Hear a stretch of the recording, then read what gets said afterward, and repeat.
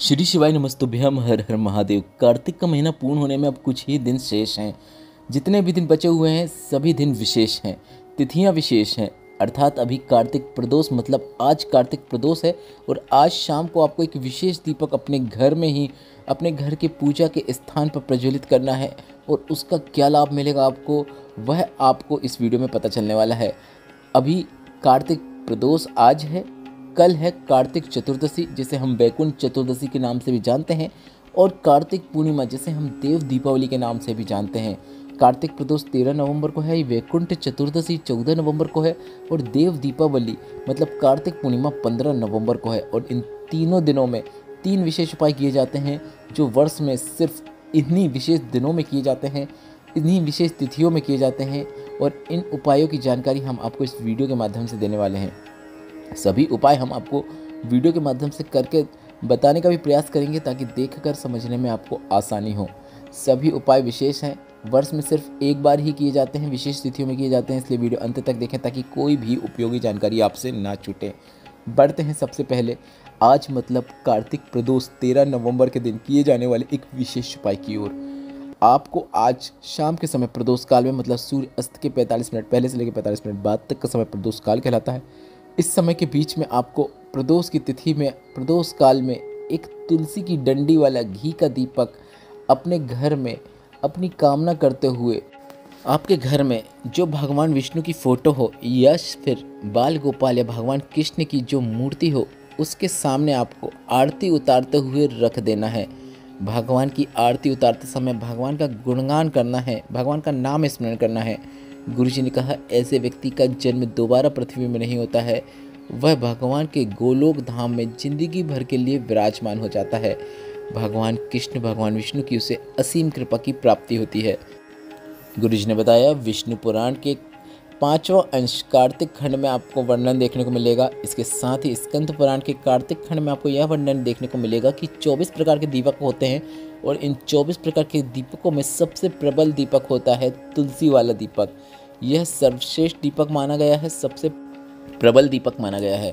तो आपको कुछ नहीं करना है, बस आज 13 नवंबर है, आज प्रदोष की विशेष तिथि है और प्रदोष काल में आपको बस एक तुलसी वाला एक दीपक प्रज्वलित करना है। अब तुलसी वाला दीपक बनाने के लिए आपको तुलसी की ऐसी लकड़ियों का उपयोग करना है जो बिल्कुल सूखी हुई हो, जो तुलसी के पौधे से अपने आप नीचे गिर रही हो। उन्हीं लकड़ियों का प्रयोग करते हुए आपको तुलसी का दीपक बनाना है। लकड़ियों को आपस में मिलाइए, उनका रुई का उपयोग करते हुए उन्हें एक कर दीजिए और एक करने के बाद उसे आप घी से गीला कीजिए और उस दीपक को प्रज्वलित कर दीजिए। बस इतना ही करना है। इस दीपक से आपको भगवान कृष्ण या फिर भगवान विष्णु की आरती उतारना है, भगवान से अपनी कामना करना है और इसके बाद इस दीपक को भगवान के सामने रख देना है। कार्तिक माह की अंतिम प्रदोष में आपको आज यह उपाय करना ही है।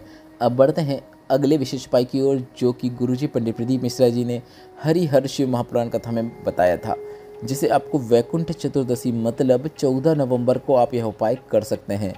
इस उपाय को आपको करने पर 3 प्रकार के लाभ प्राप्त होते हैं। क्या लाभ होंगे वह हम आपको इस वीडियो में आगे बताएंगे। उससे पहले आप यह समझ लीजिए कि यह उपाय आपको कब करना है। यह उपाय भी आपको शाम के समय मतलब प्रदोष काल में करना है।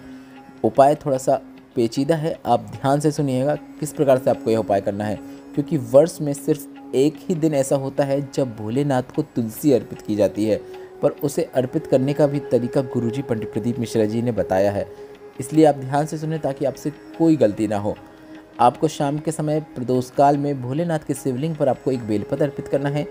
विष्णु भगवान या फिर घर में बाल गोपाल हैं जो भी हैं आपके पास, उनके ऊपर आपको एक तुलसी का पत्ता अर्पित करना है। इसके बाद आपको इस बात का ध्यान रखना है कि आप भोलेनाथ के ऊपर बेलपत्र अर्पित करें। सबसे पहले विष्णु भगवान या बाल गोपाल के ऊपर आपको तुलसी का पत्ता अर्पित करना है और दोनों के ऊपर बेलपत्र और तुलसी का पत्ता अर्पित जब भी आप करेंगे तो आपको उसी समय अपनी मनोकामना भी बोल देना है। जो भी दिल की बात है हरि और हर से बोल दीजिए, वह अवश्य सुनेंगे।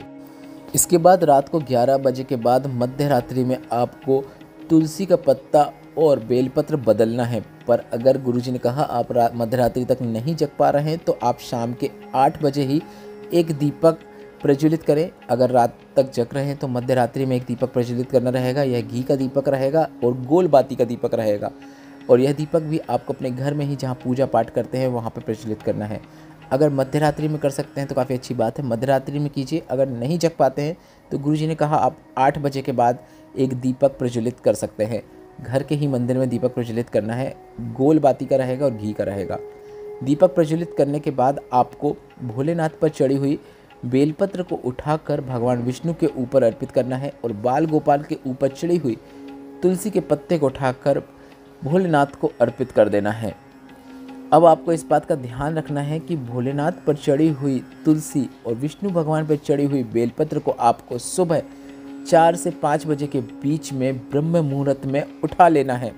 अब गुरुजी ने यहाँ पर यह भी कहा है कि अगर आप सुबह 4 से 5 बजे के बीच ब्रह्म मुहूर्त में यह तुलसी का पत्ता जो भोलेनाथ के ऊपर अर्पित किया है और बेलपत्र जो भगवान विष्णु पर अर्पित की है वह ना उठा पाए, तो आप शाम को अगर 8 बजे या मध्य रात्रि में जब भी आप अर्पित कर रहे हैं तो अर्पित करने के 1 घंटे के बाद आप उठा सकते हैं।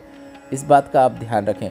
और उठाने के बाद आपको एक छोटी सी डिब्बी लेना है जिसमें आपको शहद रखना है। शहद से भरी हुई छोटी सी डिब्बी में आपको उस बेलपत्र और तुलसी के पत्ते को रख लेना है। अब इस बेलपत्र और तुलसी के पत्ते को जिस शहद की डिब्बी में रखेंगे उसका क्या प्रयोग करना है वह भी समझ लीजिए। अगर घर में कोई ऐसा बच्चा है जिसकी मानसिक स्थिति कमज़ोर रहती है, चित्तवृत्ति स्थिर नहीं होती है, बिस्तर में गंदगी कर देता है, उसको सेहत अच्छी करने के लिए आपको यह सरल और आसान उपाय करना है। आपको यह शहद उसे थोड़ी थोड़ी मात्रा में चटाना है। आप उसे लगातार 5 से 7 दिन तक चटाइए, उसकी चित्तवृत्ति स्थिर होगी, लाभ जरूर देखने को मिलेगा। इसके साथ ही अगर घर में कोई ऐसा सदस्य जो बुरी आदतों में लिप्त रहता है, बुरी संगत में है, वेश्यावृत्ति या फिर अन्य स्त्री पर रुचि दिखा रहा है, घर में अपशब्द बोलता है, तो उसे भी आप 2 से 3 दिन तक यह शहद चटा दीजिए।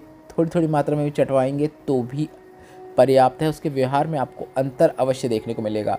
इसके साथ में घर में अगर कोई बहुत रोगी व्यक्ति है तो उसे भी 3 दिनों तक आप थोड़ी थोड़ी मात्रा में शहद चटा सकते हैं, उसमें भी आप उसके सेहत में अंतर अवश्य देखेंगे। अगर दवाइयाँ खा रहा है तो उसमें लाभ जरूर देखने को मिलेगा।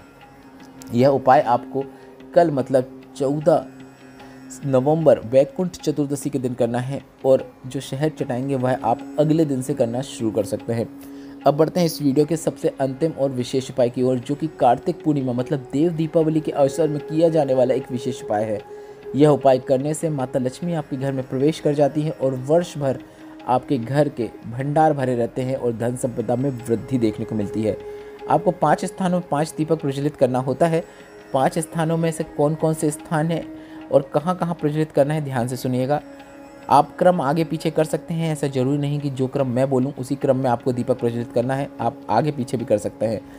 आपको एक दीपक किसी भी वृक्ष के नीचे प्रज्वलित करना है। अब वृक्ष कौन कौन से हो सकते हैं? बेलपत्र, आंवला, शमी पत्र, पीपल, वट वृक्ष।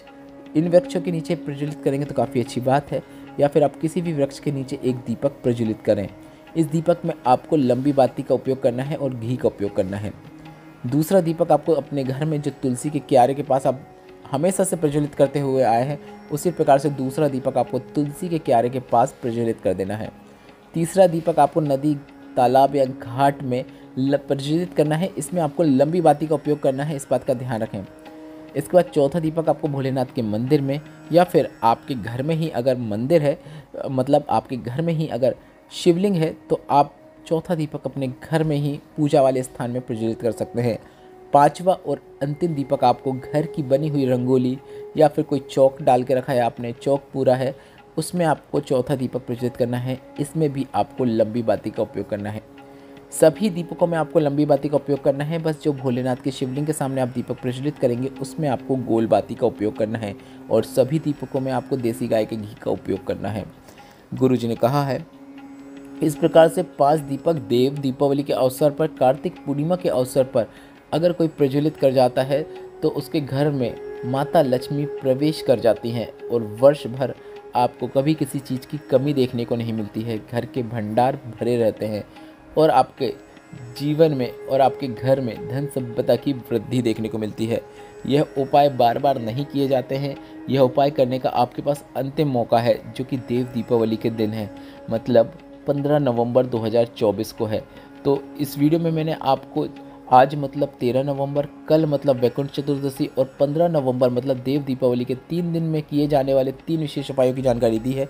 इन उपायों से संबंधित कोई प्रश्न है तो वे आप कमेंट बॉक्स से यदि पूछ सकते हैं। मेरे द्वारा दी गई जानकारी अगर आपको थोड़ी सी भी उपयोगी लगी हो तो वीडियो को लाइक करके चैनल को सब्सक्राइब करना मत भूलिएगा। श्री शिवाय नमस्तुभ्यम। हर हर महादेव।